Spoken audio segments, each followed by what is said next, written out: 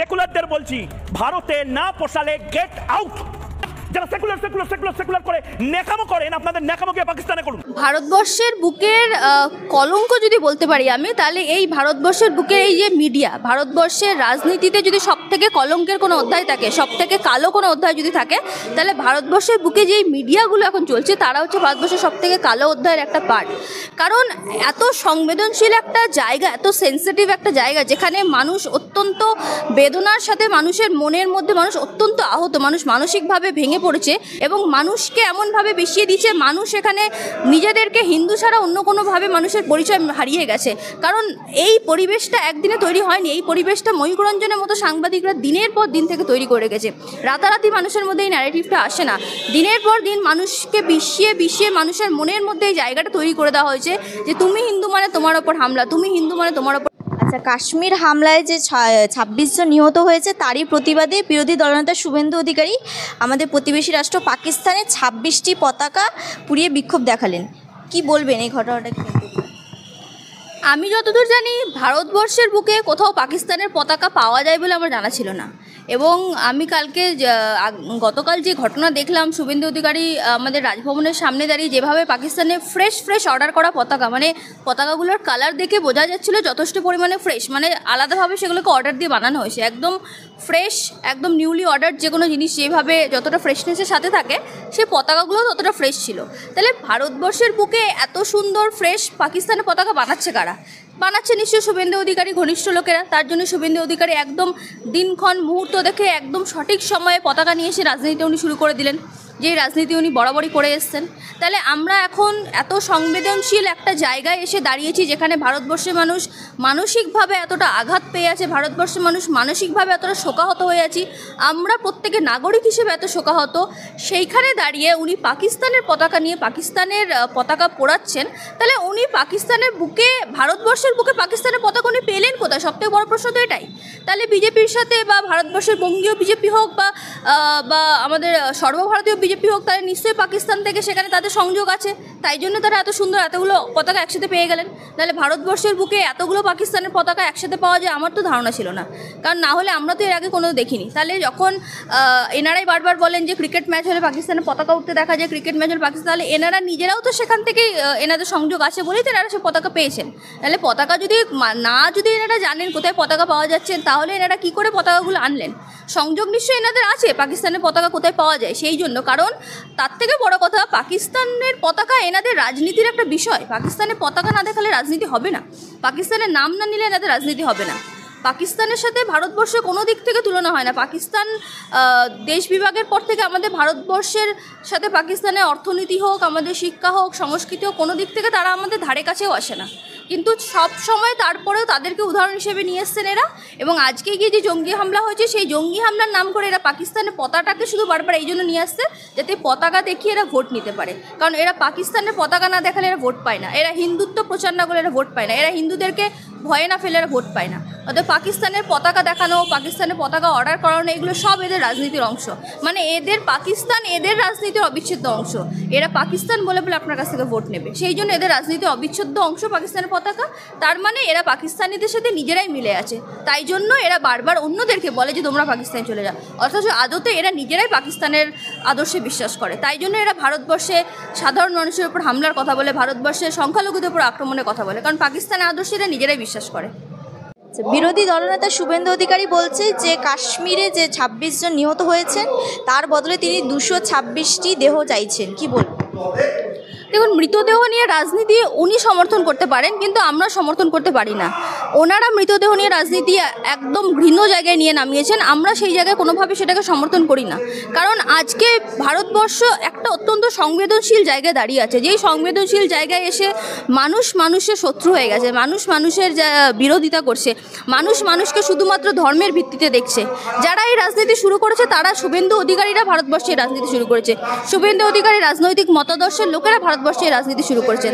কারণ এই রাজনীতি ভারতবর্ষে অত্যন্ত নোংরা একটা ফল নিয়ে আসতে চলেছে, ভারতবর্ষে একটা অত্যন্ত নোংরা পরিণতি নিয়ে আসতে চলেছে, যেই পরিণতিতে শুধুমাত্র লাশ দেখতে পাওয়া যাবে। কিন্তু গান্ধীজি যেমন বলেছিলেন যে আগুনের বদলে আগুন, সারা পৃথিবী ভস্ম হয়ে যাবে, ঠিক সেরকমভাবে আমিও বলবো এখানে লাশের বদলে লাশ, সারা পৃথিবী একদিন লাশ হয়ে যাবে। আমাদেরকে জঙ্গিবাদের বিরুদ্ধে লড়তে হবে, আমাদেরকে জঙ্গিদের বিরুদ্ধে লড়তে হবে, জঙ্গিবাদ কিভাবে ভারতবর্ষে আসছে তার বিরুদ্ধে লড়তে হবে। আমাদেরকে সে প্রশ্ন করতে হবে ভারতবর্ষের বুকে কেন এখনো জঙ্গিবাদী হামলা হচ্ছে, সেই প্রশ্ন আমাদেরকে কেন্দ্রীয় সরকারকে করতে হবে। কেন নিরাপত্তা বাহিনী ব্যর্থ হচ্ছে সেই প্রশ্ন আমাদেরকে কেন্দ্র সরকারকে করতে হবে। হাই সিকিউরিটি এলাকায় কিভাবে জঙ্গিরা ঢুকছে সেই প্রশ্ন আমাদেরকে করতে হবে। সাধারণ মানুষ যারা সেখানে পর্যটক হয়ে কাশ্মীরে প্রাকৃতিক দৃশ্য উপভোগ করতে গেছিলেন তাদের কেন মৃত্যু হচ্ছে, সাধারণ মানুষের কেন মৃত্যু হলো? এর আগে কোনোদিনও কাশ্মীরে পর্যটকদের মৃত্যু হয়নি, সেই জায়গায় দাঁড়িয়ে পর্যটকদের কেন মৃত্যু হলো প্রথমবার, সেই প্রশ্ন আমাদেরকে করতে হবে। আমাদেরকে লাশের রাজনীতি এখানে করতে হবে না, আমাদেরকে এখানে সবাইকে একসাথে মিলে মিশে লড়তে হবে, জঙ্গিবাদের বিরুদ্ধে লড়তে হবে। যারা যেইসব ইসলামী সংগঠনগুলো জঙ্গিতে পরিণত হচ্ছে তাদেরকে আটকাতে হবে, যাতে কোনো ইসলামী সংগঠন জঙ্গি এমন পর্যায়ে না পৌঁছায় যেখানে গিয়ে তারা জঙ্গিবাদে পরিণত হচ্ছে। এই জঙ্গিবাদের বিরুদ্ধে আমাদের সারা দেশের মানুষকে, প্রত্যেকটা মানুষকে নির্বিশেষে একসাথে লড়াই করতে হবে। এটা শুধুমাত্র হিন্দু মুসলিম করার সময় নয়, হিন্দু মুসলমানের রাজনীতি করার সময় এটা নয়। অভিযোগ উঠছে যে লিঙ্গ দেখে নাকি বলে গুলি চালানো হয়েছে, তো প্রশ্ন হচ্ছে যে এতক্ষণ সময় জঙ্গিরা পেলো কোথা থেকে? ইন্টেলিজেন্স ফেলিয়ারটা একটা প্রশ্ন উঠে যাচ্ছে। এখানে শুধুমাত্র এই একটা প্রশ্ন উঠছে না, এত সময় পেলো কোথা থেকে, এখানে আরও অনেক প্রশ্ন তার সাথে উঠে যাচ্ছে যে জঙ্গিরা কাশ্মীরের মতো একটা হাই সিকিউরিটি এলাকাতে, পহেলগাঁওয়ের মতো একটা জনবহুল জায়গাতে তারা পৌঁছালো কী করে, এবং পৌঁছে যাওয়ার পরে তারা যখন এরকম একটা প্রি অর্গানাইজ প্ল্যান এক্সিকিউট করছে, সেই প্রি অর্গানাইজ প্ল্যান এক্সিকিউট করার পর তারা এসকেপ করলো কী করে?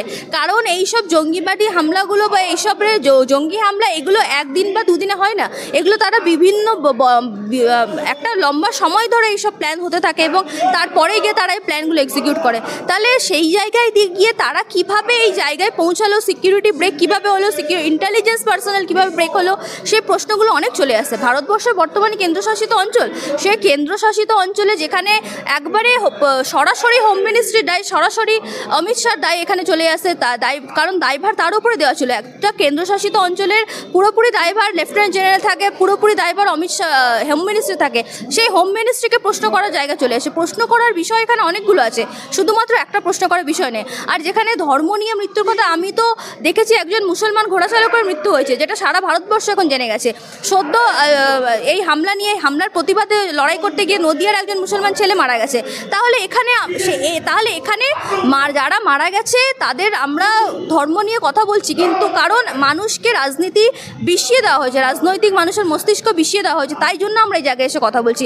কতটা ভারতবর্ষের আবহাওয়াকে নষ্ট করা হয়েছে, কতটা পরিবেশ নষ্ট করা হয়েছে যেখানে গিয়ে আমরা এই কথাগুলো বলছি। কারণ আমরা জানি যে ভারতবর্ষের বুকে দাঁড়িয়ে এখন এমন একটা পরিস্থিতি দাঁড়িয়েছে, মানুষ অত্যন্ত সংবেদনশীল জায়গায় এসছে, মানুষের মনের মধ্যে অত্যন্ত বেদনা নিয়ে মানুষের কথাগুলো বলছে, কিন্তু মানুষ বুঝতে পারছে না যে এই কথাগুলো আমরা বলছি, কথাগুলোর ইম্প্যাক্ট কী পড়ছে, এই কথাগুলো আমাদের ভারতবর্ষের রাজনীতিতে কোন জায়গায় নিয়ে যাচ্ছে ভারতবর্ষকে, সেটা সাধারণ মানুষ বুঝতে পারছে না, তাই মানুষ এই কথাগুলো বলছে। সোশ্যাল মিডিয়া জুড়ে সবাই একটা আলোচনা করছেন যে জঙ্গিদের নাকি কোনো জাত হয় না, কিন্তু বেশিরভাগ জঙ্গি আতঙ্কবাদী নাকি মুসলিম হয়, তো একটা ধর্মীয় বিভেদ সৃষ্টি করার চেষ্টা করছে। এই বিষয়টা কীভাবে দেখছেন? বিষয়টাকে দেখার থেকে বড় কথা, বিষয়টার বিরুদ্ধে আমাদেরকে অত্যন্ত তৎপরভাবে আমাদেরকে এই বিষয়টার বিরুদ্ধে সবাইকে একজুট হতে হবে। নাহলে ভারতবর্ষে একটা সময় এমন একটা পরিবেশ আসতে চলেছে যেখানে ভারতবর্ষে শুধুমাত্র হিংসার রাজনীতি, মারামারি রাজনীতি, কাটাকাটির রাজনীতি পরিণত হচ্ছে।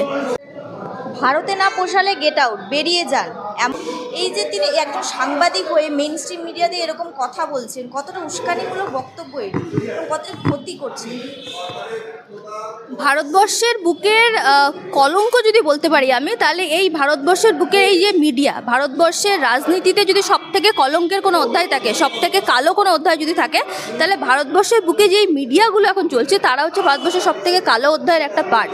কারণ এত সংবেদনশীল একটা জায়গা, এত সেন্সিটিভ একটা জায়গা, যেখানে মানুষ অত্যন্ত বেদনার সাথে, মানুষের মনের মধ্যে মানুষ অত্যন্ত আহত, মানুষ মানসিকভাবে ভেঙে পড়েছে, সেই রকম একটা জায়গায় এসে এরা মানুষের যে মানসিক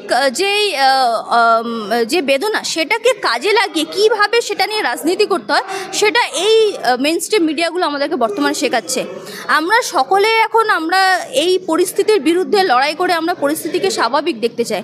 যেই ঘটনা ঘটেছে, যেই ঘটনার বিরুদ্ধে আমরা আমাদেরকে একজোট হয়ে যেখানে মানুষকে একসাথে এসে এই ঘটনার বিরুদ্ধে প্রতিবাদ করা দরকার, সেখানে এরা মানুষকে, প্রতিবাদীদেরকে এরা ভাগ করে দিচ্ছে এবং প্রতিবাদের রং এরা এমনভাবে লাগিয়ে দিচ্ছে যে প্রতিবাদের রং শুধুমাত্র গেরুয়া ছাড়া আর কোনো রং প্রতিবাদের নেই এবং মানুষকে এমনভাবে মিশিয়ে দিচ্ছে, মানুষ এখানে নিজেদেরকে হিন্দু ছাড়া অন্য কোনোভাবে মানুষের পরিচয় হারিয়ে গেছে।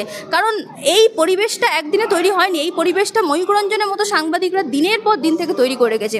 রাতারাতি মানুষের মধ্যে এই ন্যারেটিভটা আসে না, দিনের পর দিন মানুষকে বিষিয়ে মানুষের মনের মধ্যে এই জায়গাটা তৈরি করে দেওয়া হয়েছে যে তুমি হিন্দু মানে তোমার ওপর হামলা, তুমি হিন্দু মানে তোমার ওপর হামলা। কিন্তু মনে করুন তো, আজ থেকে যখন দ্বিতীয় বিশ্বযুদ্ধের সময় যখন আমেরিকা হিরোশিমা নাগাসাকির ওপর যখন পরমাণু বোমা চালিয়েছিল, তখন সেখানে কোনো মুসলমান কি সেখানে এঙ্গেজ ছিল? কোনো হিন্দুর ওপরে কি আক্রমণ হয়েছিল? আক্রমণ হয়েছিল মানুষের ওপরে। আমরা সেখানে ধর্ম নিয়ে কথা বলি না। যখন পারমাণবিক বোমা আক্রমণ, যখন ভারতবর্ষের ইতিহাস, সারা পৃথিবীর ইতিহাসে সবথেকে কলঙ্কিত মানব হত্যার ইতিহাসে পারমাণবিক বোমার ইতিহাস, সেই ইতিহাসে কিন্তু কোনো মুসলমান যুক্ত নেই, সেই ইতিহাসে কোনো হিন্দু যুক্ত নেই। তাহলে এই যে হিন্দু মুসলমানের যে রাজনীতিটা, এটা কত ভয়ঙ্কর পর্যায়ে পৌঁছাতে পারে সেই বিষয়ে আমাদেরকে অবগত হওয়া দরকার। যে মানুষ মৃত্যুর রাজনীতি, মানুষ হত্যার রাজনীতি একটা ভয়ঙ্কর রূপ নিতে পারে একটা পরবর্তী পর্যায়ে গিয়ে দাঁড়িয়ে। তাই সেখানে গিয়ে সেই মানুষ হত্যা রাজনীতি যারা করছে তার বিরুদ্ধে, জঙ্গিবাদী সংগঠন যারা, তার বিরুদ্ধে আমাদেরকে আসতে হবে। জঙ্গিবাদীদের যেই কোন কোন সংগঠনগুলো জঙ্গিবাদী সংগঠনে পরিণত হচ্ছে তার বিরুদ্ধে আমাদের লড়াই দরকার, তার বিরুদ্ধে আমাদেরকে একসাথে হয়ে প্রশ্ন করতে হবে। কিন্তু সেখানে গিয়ে তারা শুধুমাত্র মানুষকে বিভাজন করছে, মানুষকে ধর্ম নিয়ে মানুষকে উস্কানিমূলক বক্তব্য দেওয়া হচ্ছে এবং মানুষকে বিভাজন করে মানুষকে দিয়ে শুধুমাত্র এই মৃত্যু নিয়ে রাজনীতি করা হচ্ছে এবং ময়ূক রঞ্জনের মতো সাংবাদিকরাই এই রাজনীতি করছেন। আচ্ছা, প্রথমে শামশেরগঞ্জের ঘটনা, সেখানে হিন্দুদের নাকি বাড়ি ছেড়ে পালিয়ে যেতে হলো, তারপরে কাশ্মীরের ঘটনা, মানে কোথাও গিয়ে কি 26-এর নির্বাচনের আগে হিন্দুরা ভয়ে আছে, হিন্দুরা আতঙ্কে আছে, এরকম একটা দেখানোর চেষ্টা করা হচ্ছে? মানে ধর্মকে কেন্দ্র করে ভোটকে টানার চেষ্টা করছে। হ্যাঁ, ভারতবর্ষের রাজনৈতিক পরিবেশ তখন তাই বলছে। কারণ একটা কথা বলুন, যদি 2026-এ নির্বাচনকে কেন্দ্র করে যদি না হতো জিনিসটা, তাহলে আমরা ভারতবর্ষের বুকে দাঁড়িয়ে